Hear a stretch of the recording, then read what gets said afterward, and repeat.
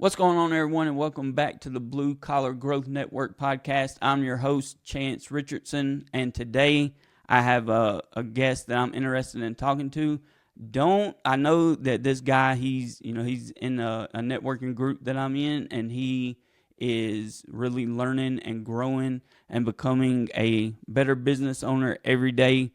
Today on the Blue Collar Growth Network, we're talking to a guy who's doing it right in one of the most competitive and, frankly, I think one of the most mistrusted industries in the trades, auto repair.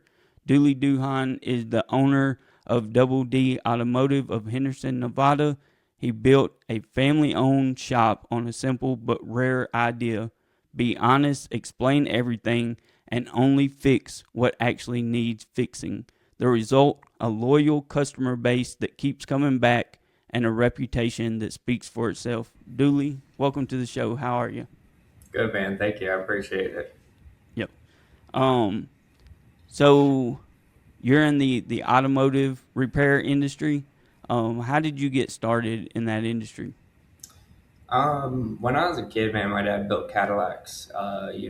He's got pictures of me jacking up his '70s Cadillacs and put jack stands under it when I was in like diapers. So Yep. it's always been a passion. And then what kind of really drove it home is we were actually on our way to my ninth birthday party, and Mm-hmm.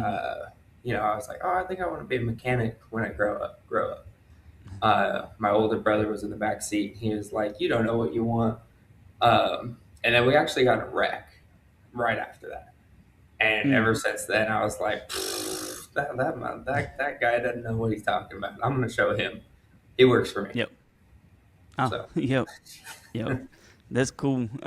So your dad was a mechanic, or he was into auto he is repair? actually in the business and financial space professionally. The Mm-hmm. Cadillacs and stuff like that. That was his hobby. Um, Okay. and so it went from a hobby to a career for me. Just took it way above and beyond what he could end up teaching me. Yep. The name Double D is interesting. It's attention grabbing. Yeah. What? How did you come up with? I mean, obviously, I think it has something to do with your name, but is there like any other reason for that? It's my name, man. Yep. Growing up, I talked about owning a business, and my dad being in the financial space, he was like, don't relate it to you because if you ever want to sell it, and for me, it was, I don't want to sell this. This Mm-hmm. is something that I want to do the rest of my life. So it not only kept it to where, okay, this is going to be part of me, it keeps it personal and you know Double D is just I get two type of Yep. customers that go, oh, okay, yeah, Duley Duhon, and then I get customers that are like, Double D. Yep. Yeah, Man, from it's definitely from a marketing standpoint and the your customer avatar, I can think of so many great things to do with that. right. No, But yeah, absolutely. but no, it's that's an interesting name. I mean, it definitely catches people's attention, and it makes you stand out from other people for sure, because most of the time it's just like such and such, like Henderson auto body repair, or Henderson auto repair, something like that. So it definitely stands out. Um, what are like Thank you. so I think in your industry, I think just car sales, auto repair, stuff like that. I think it kind of gets a bad rep in the space that we're in. I think just because it's kind of similar to what I do. It's something that you have a huge gap in experience level and what people can do. So owning a auto body shop is a lot different than being an auto repair shop is a lot different than actually being a shade tree mechanic. So there's all kind of different levels.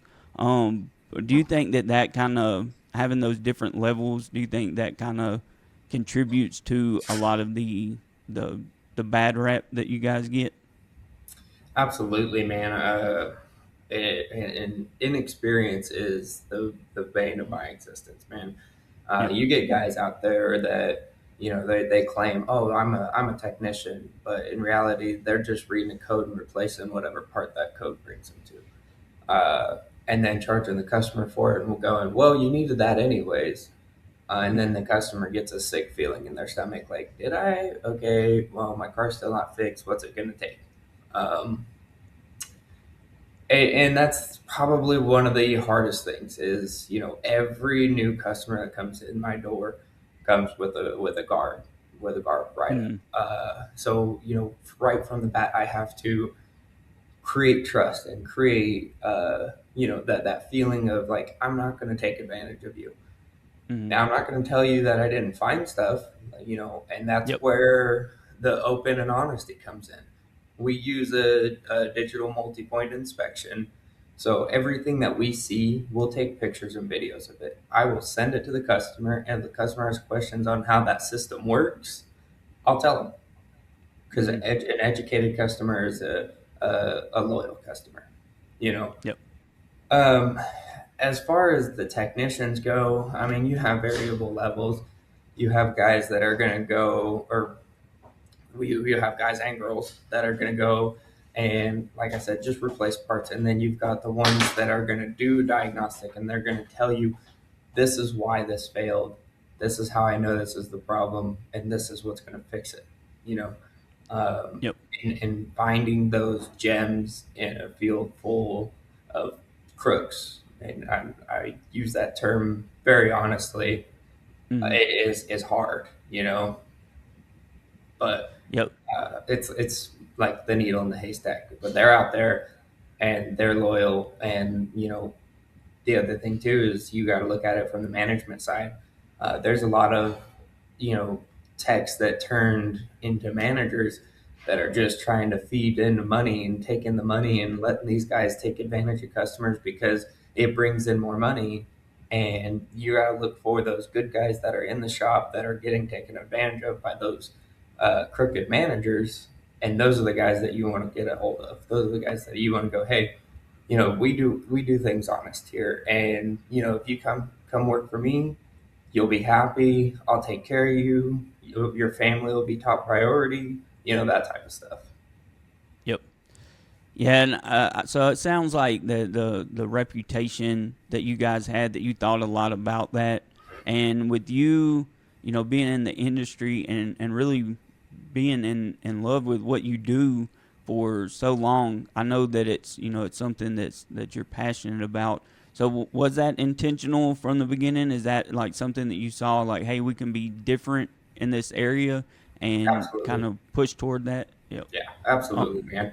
I worked, yep. when I worked for Cadillac, I worked next to a guy who actually got hurt on the job, sued the company, and Mm-hmm. then came back probably halfway through the time that I was there. And when he was there, customers would bring their cars to the dealer as like a last chance. Like, I can't, nobody else can figure it out. And this car would roll across his bay or whatever. He'd promise the customer, "Oh, we're gonna fix it. We're gonna get you going." And then the customer would leave with a dealership bill and still a check engine light. Yep. um, you know, he would look at the cars, and again, we're in the industry of discovery. We find, because you don't know what's going on with your car until we Mm-hmm. get under it. That's our job, is making sure Yep. your car's well taken care of, so we can get you from memory to memory, right? So Yep.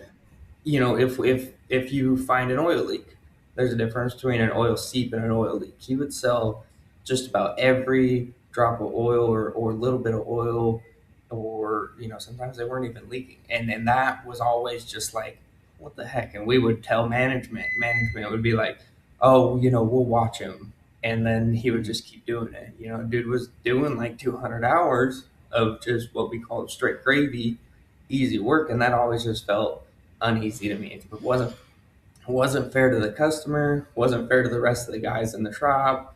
And so when I left, he actually ended up getting fired because he got caught overlapping times by corporate. Mm. Yep. So when I left, I was like, that is the complete opposite of how I will run my shop. You know, Mm-hmm. we will be open and honest. If a customer wants to see, where we get our numbers from, we'll give them the numbers. We'll take them back there and show them, this is where this leak is coming from. We'll put dye in the car, have them drive it around for a little bit, come back and we'll redo the inspection. We'll create that trust and honesty, and that'll keep them coming back. Yep. Do you have like checks and balances with your techs to kind of make sure that they are staying in line with with your vision and like with your teammates that you have in your office and out in the shop? Like, is it do you have core values? Like, how do you keep everything kind of uh, running smoothly and under your vision? Absolutely. So right now, it's just me. My brother is kind of a loop tech. Keeps Mm-hmm. the shop clean. So keeping him in line is really not too difficult. The Yep. tech we just hired, when I was interviewing him, I was like, I believe in open and honesty, and being 100% transparent with my customers. Sorry. You And good? it, right, just laid it out on the gate. And then when he got there, when I decided to hire him, I went through some things he was marking red, which I was like, nah, dude, these are yellow. They don't have to do these right now.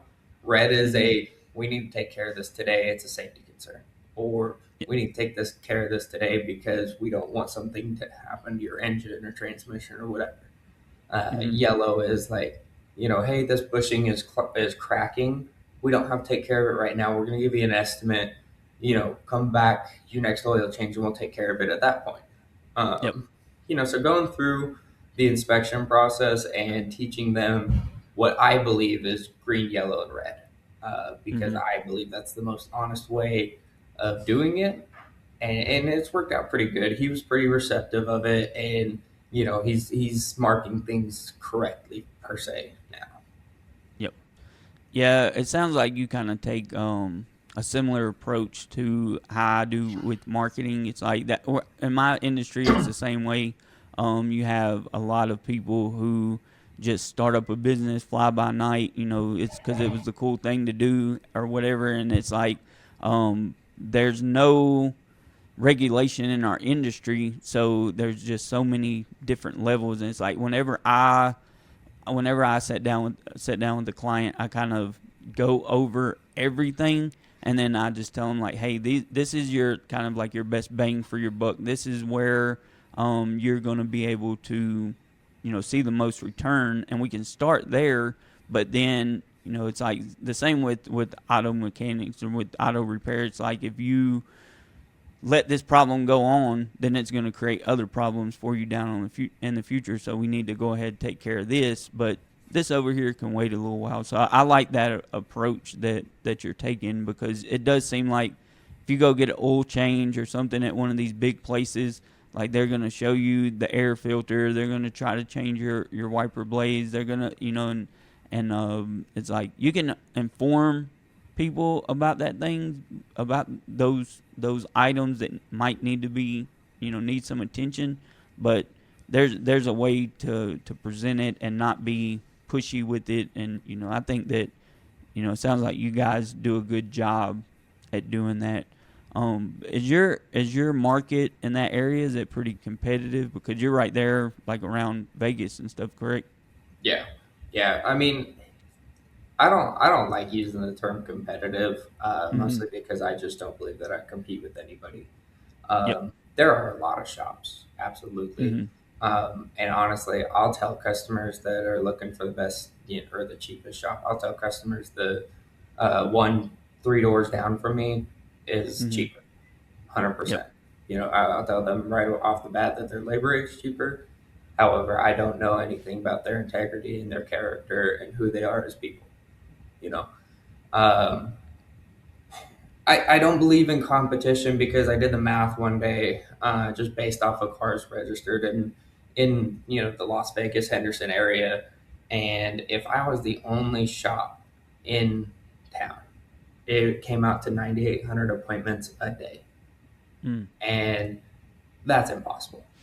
Yep. There's not a shop, there's not a team, and Mm-mm. that's just intake appointments. That's not even getting the cars fixed and getting them out. That's 9,800 intake appointments a day. It's Yep. just impossible. So there's enough work Mm-hmm. to go around. The idea is just to be honest with your customers, keep them coming back, and making sure people are just taken care of. That's the most Yep. important thing. You know what I mean? Uh, if people like, I do know the shop a couple doors down. They were more expensive than me until I moved in, Mm-hmm. and they kind of lowered their rate, their labor rate. Why? I Yep. don't know. Because they're busy. I don't think we're competing. I don't think that their customers are my customers, and I don't think my customers are their customers. So, Yep. you know, I just don't see it like that. I think we all should help each other out, realistically. Yeah, I'm in a similar boat there as well. Like I mainly focus on like Google stuff, websites, stuff like that. Right. And when I first started out, it was like everything, anything, whatever I could do to gain experience, and then just kind of find out what area that I really excelled in and what area I enjoyed doing the most, and then just servicing those clients. So, like, that's I'm similar to you. Like, I look at everyone that's in my industry. I try to figure out like how can we work together? How can I like find what I do really good and what they do really good, and then find people that I could partner up with that maybe I can refer them to. So like if a customer comes to you and maybe doesn't have the budget that you have, you can refer them to someone else and that you trust and let them take care of them, or they might have something that you don't like auto. Do you guys do auto body stuff or do you do Yeah, no, I just don't do any Oh, auto yep. body work or So anything. like yeah, so like if they need auto body person, you could refer that kind of stuff out. So but I think it's good that that who you service and the type of clients that you want. I think that's important in business, because if you don't, it's like you can run yourself out of business trying to service the wrong clients. And I believe that there is right and wrong clients for what you're trying to do, in business. Oh, Um, absolutely, man. I mean, there are some people, and right now we're passing out free oil change cards, right? And the idea mm-hmm. is to get people in, shake some hands, introduce people to who we are. Obviously, the end goal is to give them a good inspection and let them know either, hey, your car's in great shape, keep using us for maintenance, or hey, we appreciate you coming in. Here's what we found on your car. Let us know if you want to schedule it so we can get you back in and get this taken care of. But there are some cars out there where I'm like, do not put a car on that car, Yep. because they obviously don't take care of it, and their situation and them coming in is just going to make them angry. Mm-hmm. So, there are definitely those people out there. Yep. Do you have like certain cars that you like working on more than others? I mean, I like working on domestic cars, man. Yeah. That's where all of my training is in General Motors and Cadillac specifically. But there's nothing that rolls through. Like when people call and they're like, "Do you work on such and such?" I'm like, "Yep, absolutely. Bring it in. Mm-hmm. Come on in." Uh, Yep. you know, like the BMWs and stuff like that. There's a lot of special tools, but most of them if you even if especially if you're using them once or twice, you get them off Amazon for $100 or less, and you get a customer that comes in, you knock out that job, and then now you have that tool in case you ever need it. There's really nothing that keeps me from working on stuff. You know what I mean? Yep. Um, Unless they came in with like a Ferrari or something, because well, I just don't think my insurance is high enough to touch anything on that car. Yep. Yeah. I'm not mechanically inclined at all. Like me and my son, we done a brake job on his. He has a 2001 Honda Civic, and we done a brake job on it. I think that was the first brake job that has ever been done on it because of the mileage. It has really low miles on it, and it seemed like every bolt in there was seized up and just it took us about 8 hours to do that job, and I could have brought it to someone like you, and you probably could have knocked it out in 30 minutes of even that, and just got everything rolling. And I was like, man, this. I have so much respect for what you guys do, because not only, I mean, it seems like the overall process of, the way that everything kind of runs is, like brakes are pretty much brakes, or they might not be, I don't know, I'm just assuming from the outside looking in, but it's like if you can change brakes on one vehicle, it probably kind of shifts over to another style vehicle too. But No, like I absolutely. had I had an old, like an early 2000s model GMC Sierra, and I gave that to my son and it was like we were working on it after I gave it to him. Being 16, he was driving it like, like a 16-year-old. So he was just tearing everything up on it, and I didn't have to do hardly any work to it. I gave it to him, and it's like we were under the hood every weekend trying to fix something on it, and Yeah, but there's a lot of room inside of those compared to the vehicles now. It's like everything, you open the hood now and everything's just compacted all in there, yeah. and you have to go on a scavenger hunt just to find things if you don't know what you're doing. So has No, it has exactly. yeah, have you noticed it getting um more challenging to work on the newer, especially for someone to do it at home? Are Yeah, you seeing more people that have to uh bring their cars to shops to work on minor things absolutely. now? Absolutely, man. I mean, one thing that I always tell people is we are one of the most ever changing industries. Mm-hmm. You figure every 3 to 5 years, the big guys are coming out with something new. They're coming out with some Mm-hmm. new technology, some new way for the vehicle to communicate with itself, some new way for the vehicle to communicate with its scan tool. Um, and it is getting to a point where it does get more complicated. It does get more in depth. It does go beyond the backyard mechanic or the guy Mm-hmm. that's just trying to save a buck or two, um, by doing it themselves. And I don't necessarily think that they do it on purpose. I think they're just evolving. I think Mm-hmm. cars are just evolving, technology is just evolving, and they're just trying to make them as self sufficient as they can. Yeah. Um, There's only so much room underneath that hood to stuff yeah, stuff. So literally, eventually you're gonna run out of room if you keep yeah, adding things to it. yeah. They've run out of so much room. They're just going to start running them off batteries. That's what they're trying now. You know what I Yeah. mean? Yeah. Um, Well, and dude, I've done cars where you got to take the whole bumper off just to change a light bulb. You got yep. to take the light out and you got to take I the front have one of bumper those off. kind of vehicles. Yeah, You have to it go through happens. the front end of it just to change the front Yeah, light bulb. and you give the Mm-hmm. customer that estimate, and they're like, "What are you talking about?" And you're like, Yep. I mean, the salesman didn't know. They didn't explain this to you when when you bought it. And I'm sorry, but Mm-hmm. it's gonna take me X amount of hours to take that bumper off and Yep. safely. You know what I mean? Mm-hmm. I had a guy come in with a Camaro, and he didn't want anything crazy. He wanted to put an aftermarket grill in. You got to take the bumper off, take the grill out from the inside of the bumper, and I gave him a quote. I think it was like $500 or something. And he Yep. was like, "Ah, that's too expensive." So he left, went, got it done somewhere else, called me probably like about a month later, asking me if I'd put on this splitter on the bottom for him. I was like, "Yeah, absolutely, I'll throw it on." And then when he got here, he was like, uh, he was like, "Can you look at the lights?" Because there was like some corner lights in the bumper. He was like, "The shop that I Mm-hmm. had do it before, after they did it, the lights didn't work." And I was just like, "You get what you pay for, dude. I'm sorry." I Yep. looked at them for them. It was nothing crazy. I think they were just unplugged or whatever. But I was like, "That's that's the point, man. Like, I would have made sure that everything got put together. I make sure that if we're doing a bumper or whatever, we're setting it on something soft, so that way the paint's not getting scratched up. You're gonna get your vehicle put back together the way it was, if not better. You know." Yep.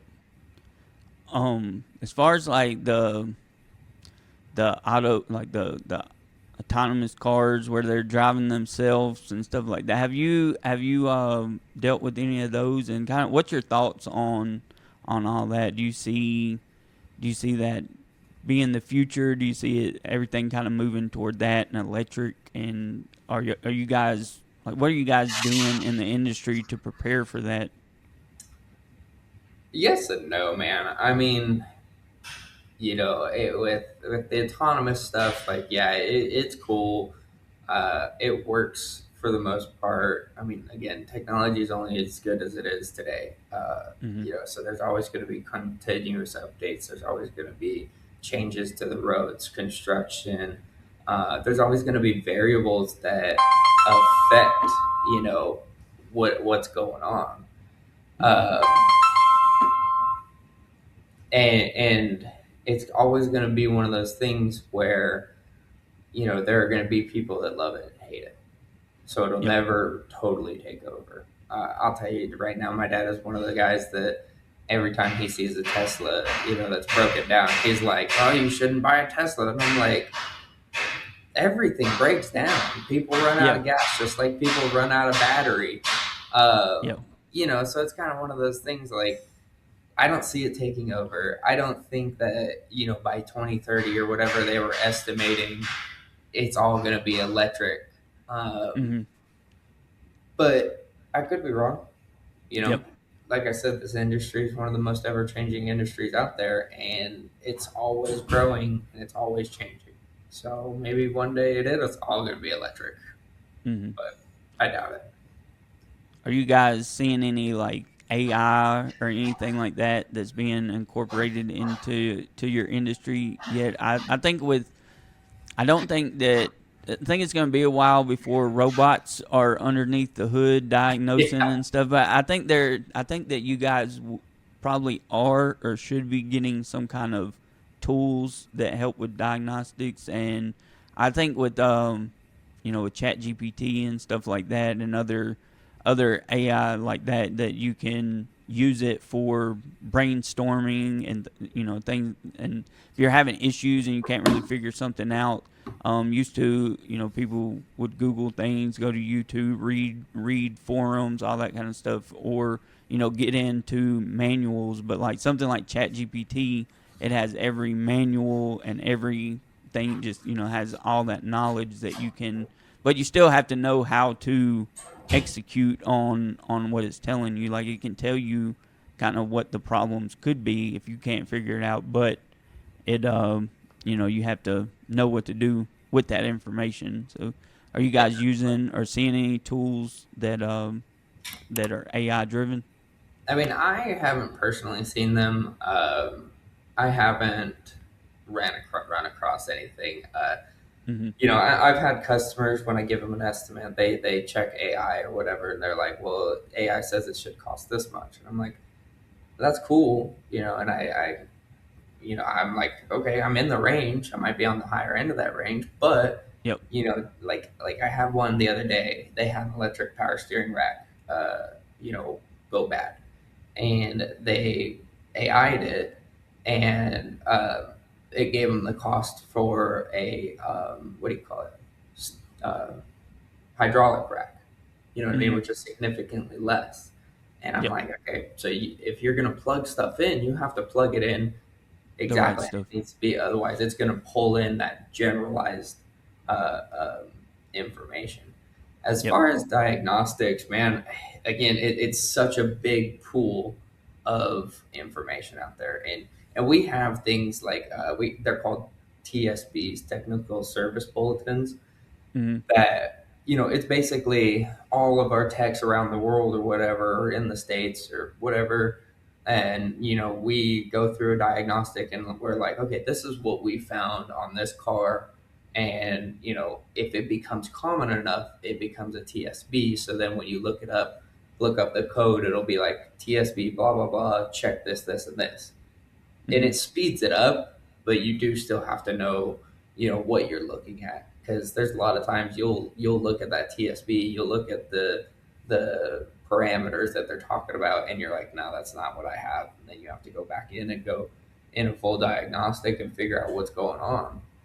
Uh, I don't think I, I'm I don't know where AI belongs in this industry yet. Mm-hmm. It definitely helps with the office stuff and the back end and the reports and stuff like that. I haven't got to a point where I personally have integrated it, mostly Mm-hmm. just because we're not big enough to see those changes yet. You know what I mean? Yep. As far as, in a customer service standpoint, I don't think it belongs. Uh, Yep.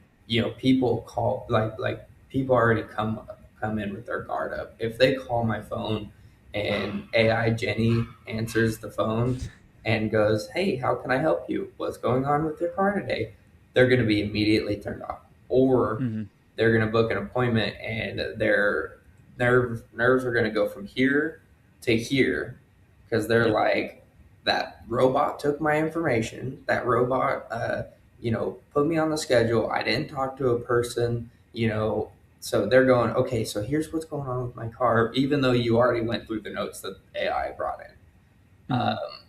There's still a lot of people that call this industry that want to talk to a person. They want that Yep. human to human interaction because it helps them feel at ease. It helps them feel more comfortable. It helps them feel like somebody cares and is going to take care of them. Yep. I think you're definitely right with that, especially where things are right now. Like I think we're kind of in the beginning. We're like in the dial-up era of internet. You know how the internet was. That's kind of how we are with AI right now. So I think it's going to get to a point to where you're not gonna know if you're talking to a person or if you're talking to a AI assistant. But right now, I think with the majority of people, they're gonna know the difference between if you're talking to an AI or if you're talking to a real person. And I think with the menus, whenever you call somewhere and you get menus and you have to go through 15 different items, that I think that definitely frustrates people whenever you just want to talk to someone. Mm-hmm. If your car's broke down or you're having an issue, you're having to take off work, you just want to talk to someone and get scheduled and get it figured out. Or, you know, a lot of people that are younger, they'll go online, book appointments, stuff like that. But you want to know that someone cares to talk to you and Absolutely. diagnose your problems. Um, Absolutely, man. And so that's the what's thing too, yep. is like, no matter how introverted our society gets, right? Mm-hmm. People will always crave for that human interaction because it is embedded in our DNA. It is something that, if you leave here and I took care of you, or I threw something in there for free because, I get it, I get the struggle. You leave here with a smile on your face, like, man, and a warm fuzzy feeling in your heart because you found somebody who actually understands and cares, Yeah. and people will always love and respect that.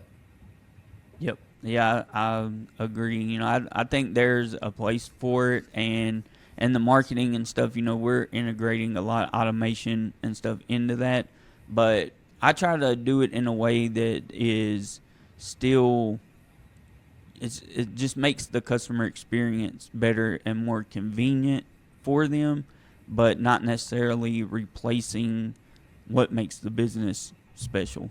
And I Right. think that you gotta, especially small businesses, local businesses, you have to kind of have that relationship with your customers, Yeah. and kind of make yourself different from the big corporate type guys that just look at the bottom of a sheet and say, okay, everything's good, or they don't really care as much about they they have all these things that they say they care about, but then their actions don't show it. It just looks cool on Yeah. paper. So you can definitely tell the difference between a smaller business and a corporate business, especially I think in y'all's industry and in like HVAC stuff like that. I think you can really see the difference of how people are treated compared to the big corporate giants that are in those industries.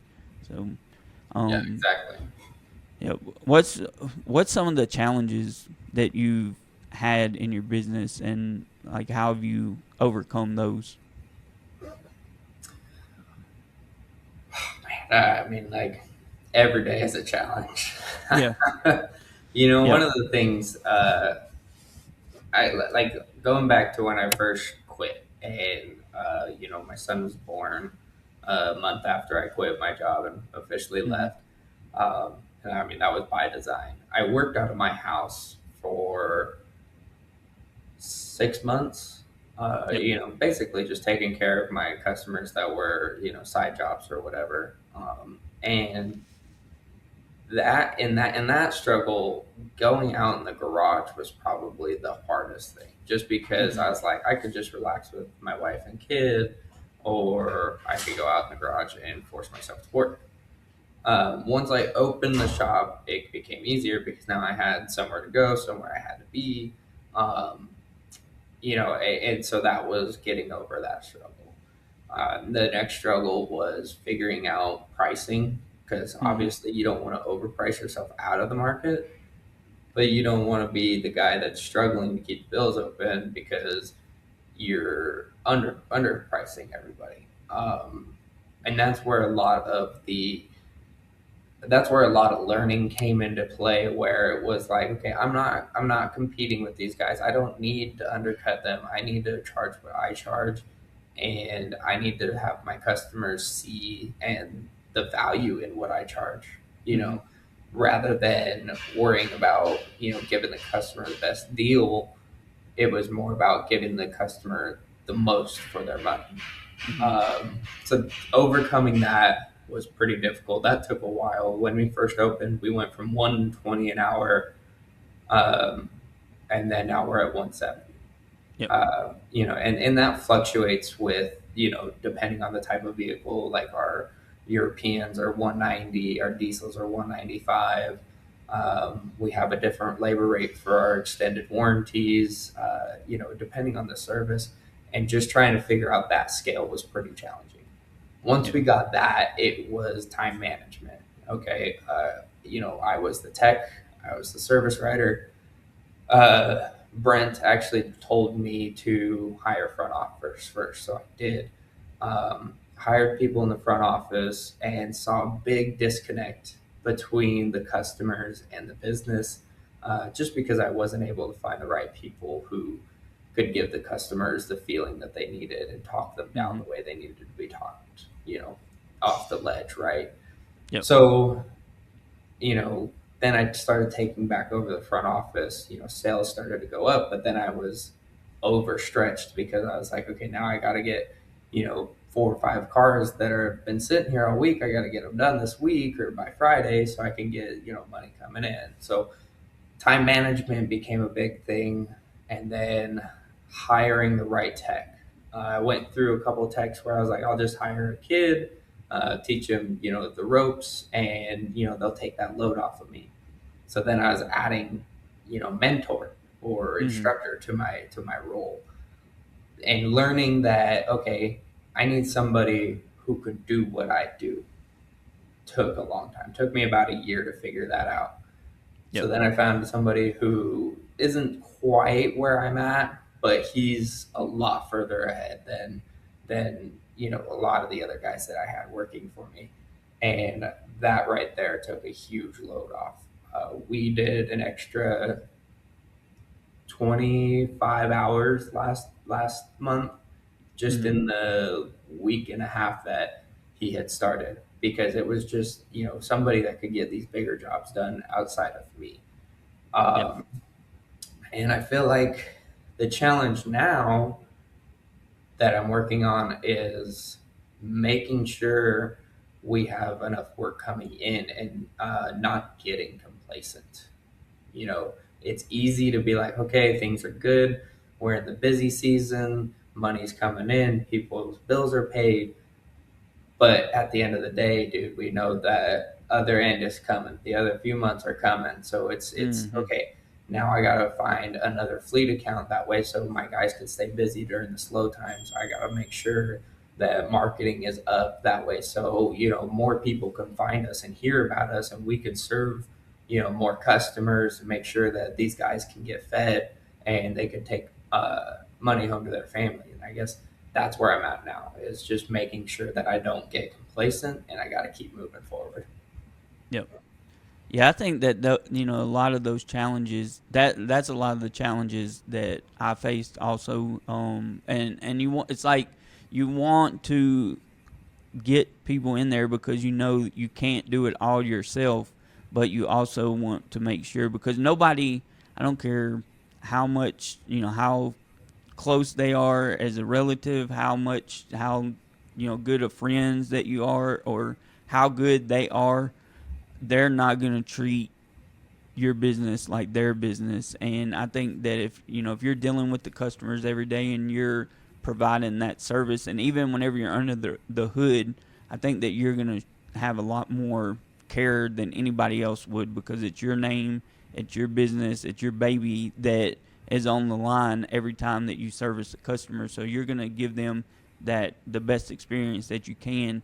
And I think a lot of times that we, as business owners, we hold on to that. And but then it's like you can almost get to a point to where it just burns you out, and you're like, then maybe you're not showing up to the best that you can because you're not sleeping as much, because you're working longer hours. And then if you can kind of just create systems to where your values and your principles are there, and you're able to check those values and those principles, then that helps. I mean, obviously, I think you are going to see a drop in quality and a drop in overall, but it's like it's for overall, it's for the better of the business, because if you don't make those moves, then you're just going to burn out and crash, and the business won't be as successful or won't be able to grow to the level that you want it to grow to. So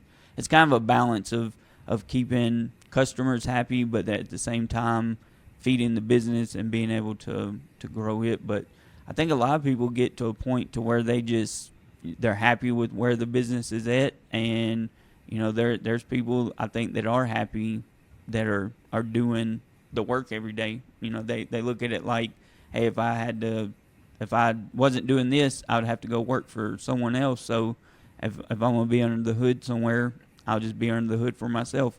Or if I'm going to be fixing air units all day long, I'm going to do it for myself. So, but they don't, we don't think a lot of times about all the extra that goes along with that. So, Oh, absolutely, man. I remember before I was quitting, it was never the work. I mm-hmm, love what I do. I love working on cars. I know mechanics or technicians, or whatever you want to call us, mm-hmm, that, they're like, oh man, I have a project car, but I hate going home and working on it because I work on cars all day. That was never mm-hmm, me, man. I yep, could work on cars all day, every day. Finding the tough diagnostics gives you that adrenaline. It's fucking great. yep. Excuse my language. No, you're good. Okay, I would never know. Hey, it's a blue collar growth network. Right? There was a couple times where I was like, all Yeah. right, hold it back. No, But you're good. I love what I do. In the dealership, man, it was the politics. Mm-hmm. I hated the politics. I hated the let's feed this guy and let's give these guys these problems, or they're getting a little frustrated. Let me give them a little gravy so they feel a little bit better. And I'm like, Yeah, yeah. that stuff, man, it killed me. And it was just like, like you said, if I'm gonna do it, I'm gonna do it for myself. And I remember sitting in my bay. I took a tape measure out one day, and I was measuring out my bay. Uh, I had two lifts, right, and I Mm-hmm. averaged between 120 and 150 a pay period. That's Yep. 240 to 300 hours a month. So I'm calculating, and I'm like, yeah, all I need to do is 100 hours a month, and I'd be set. Mm-hmm. And then I quit my job. I came in, and 100 hours a month was hard to find, man. Yeah. Trying to get customers to get in and learning, sales and stuff like that. I tell a lot of people, I was like, if I was going to do it different, I would have been a service writer for 6 months. I Yep. would have wrote service for 6 months, because not only did opening my own shop, it opened up the whole other side of the operating software that I've never seen in my life. Mm. Talking to customers, and I've always been pretty good at talking to customers, but and then trying to learn a little bit about the marketing before I jumped in. That's the only thing I would have done different. That Yep. and starting earlier. Yeah. That was definitely one of the questions that I have for you for sure. So I'm glad that you answered that. How important do you think marketing is in your industry? Super, super important. Word of mouth, I would say it gets a lot of people in my door. There's a lot of Mm-hmm. people that come in, but I get a lot of people, I ask them, I'm like, oh, how'd you hear about us? They come in, they're like, oh, I saw Google and then I went through your reviews and I loved your reviews. Marketing, getting reviews. You're mentioned in a lot of those reviews by Yeah, yeah. name, by name. So that shows Like, you how close you are to your customers. you're right, and Yep. and that's important to me. And when I do find somebody else, my next hire will be a service writer. And Mm-hmm. when I find them, I again, like you said, they're not going to put as much into the business, but I just want them to put as much into the people because the people is what's going to keep us open. The Mm-hmm. people is what's going to keep them coming back, and create the longevity for the industry, right? Uh, so finding somebody who's going to put that much care into somebody, Mm-hmm. it's super important. And every now and then, a customer will come in and we'll look at an oil leak or whatever that another shop told them they had, and we'll clean it off and spray it off, clean it off, put some dye in it, and I'll tell them come back in a couple weeks and we'll recheck it. I had one come back the other day.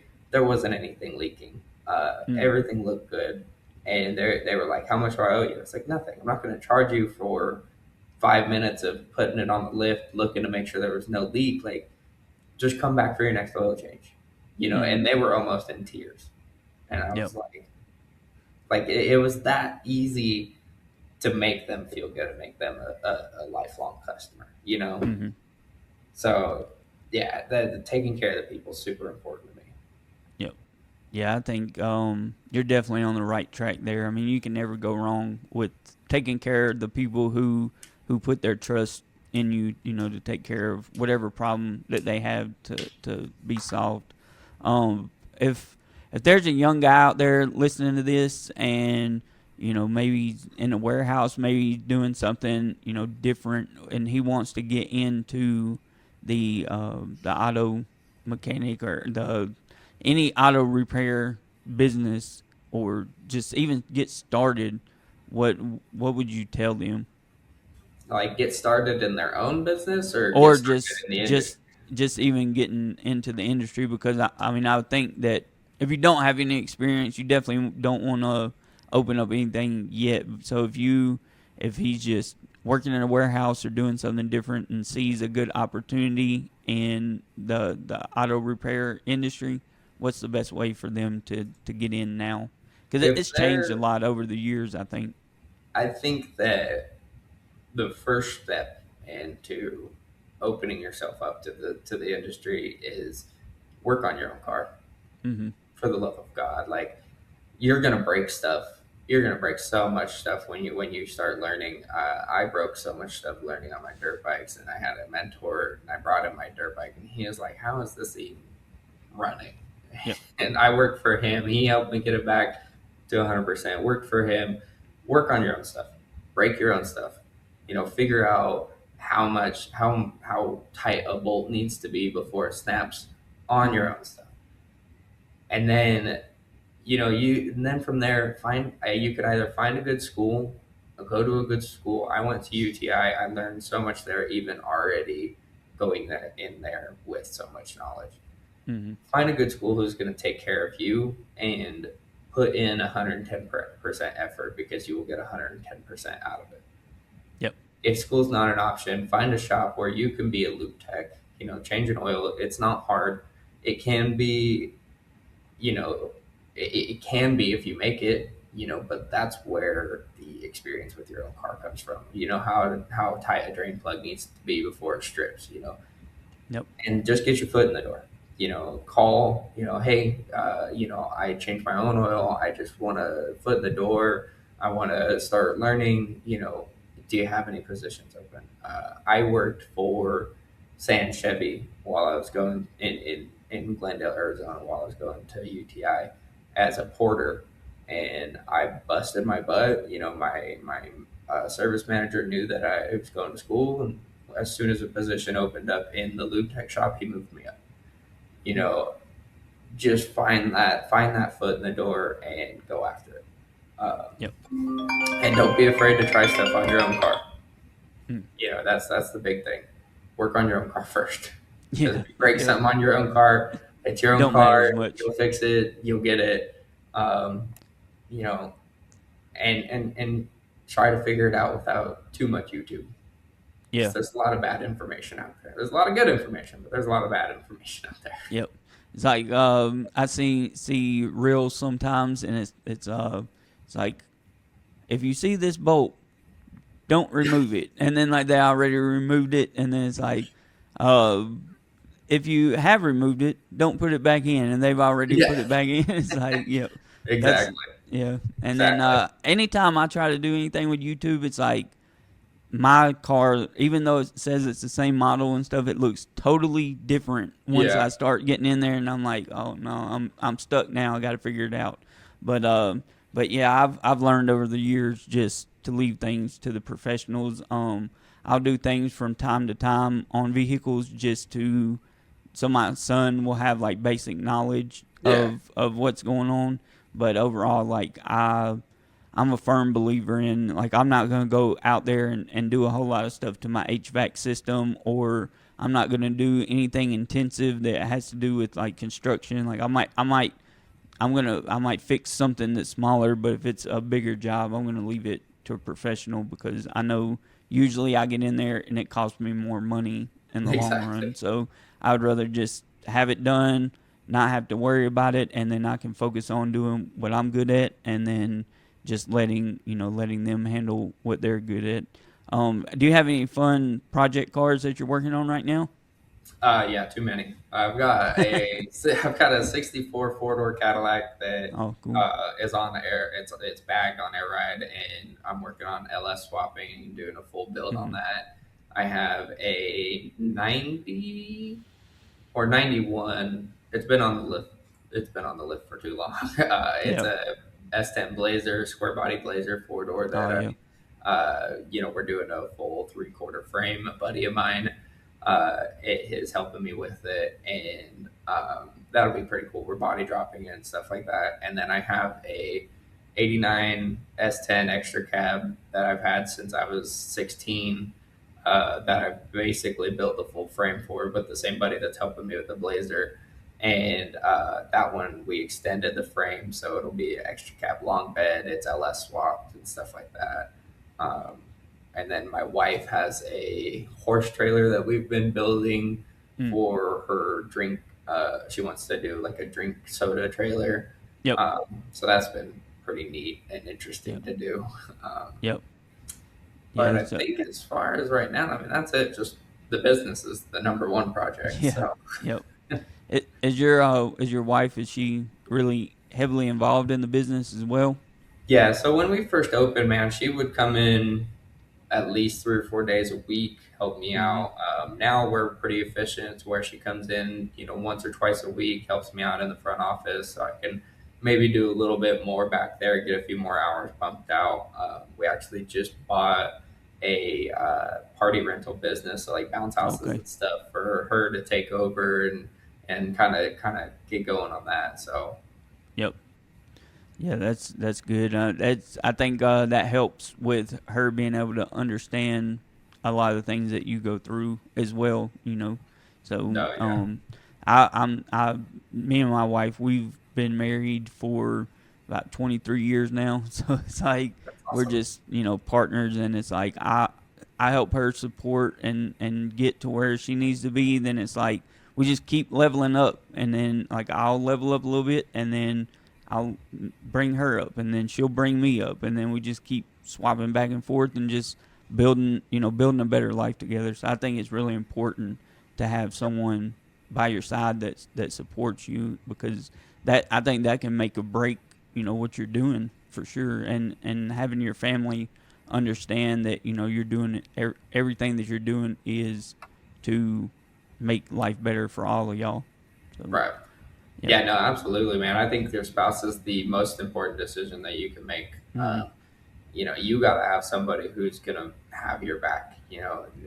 When those days that you go home and you're just like, man, they've got to be there to understand what you're going through. They don't necessarily have to help, but they have to, lend that hand or that ear or whatever and listen to what you got going on. Or sometimes they got to be there to tell you to just suck it up and keep going Yep. because there's no turning back at this point. Yeah. And Yep. 100% the most important decision that you can make, and I absolutely think I nailed it for sure. Yep. Yeah, and I think you're doing a lot of things right, and I'm glad that we were able to have this conversation today. I flew out to Vegas for the first time ever. I went to the RBO event in Utah, but it was last January, and Mm-hmm. that was my first time ever being in Vegas. I didn't really get to experience it very much because I was kind of in and out of there. But I do want to come back and bring my wife and us kind of hang out there for a few days and check out some of the stuff that's in Utah and some of the other stuff that's around there. So whenever I get back out that way, I definitely want to come see you guys, check out the shop, see what you got going on there, and just sit down with you for lunch or something and get to know you even more Yeah. because I think that we have a lot of the same uh, visions and goals about our business and how we want to be in the industry that we're in. So I really appreciate your time today and sitting down with us and let everyone know where they can find you at. Yeah, man. I mean, you can find me on Instagram. That my personal Instagram is Duhon331 or Double D Automotive. Mm-hmm. I do actually think there's a couple of them. I want to say there's one in Colorado. Sometimes I Yep. get their calls. But yeah, so you can find me on Instagram. You can find the shop on Instagram and Facebook. Feel free to reach out and any questions anybody has and anything that I can help you with. I'm big on helping people. So even Yep. if you and your son are working on one of your guys' cars and you're like, what the heck, give me a call. And I got no problem telling you what to do or how to do it. I'd rather cars be on the road and be safe than be dangerous and Yep. possibly causing some sort of accident or something. Yep. But yeah, man, I really appreciate you having me on. This was awesome and a super incredible experience. This was my first podcast, so this was cool. Awesome. I'm happy to be. That's what this is all about, man. I want to highlight the trades because I feel like, dude, that's to me that's the backbone of America, and I serviced a lot of businesses. I've done white collar stuff. I've done e-commerce. I've done like multiple and just the blue collar. Like that's who I relate to the most. That's my family comes from that background, and I worked in warehouses. I've done tree work. I've done a lot of Yeah, a lot of that stuff too, and got my hands dirty. So that's that's just awesome. who I connect with the most, and who I have a passion to help those people. So I mean, to me, they're one of me. So Yeah, no, that's who absolutely. I like to service. But I appreciate your time, and you're welcome anytime you got anything going on. You want to come on, talk about it. I'm more than happy to have you on, and we'll have a conversation just like we did today. Absolutely. I love it, man. That's awesome. Yep. Thank you so much. Thank you.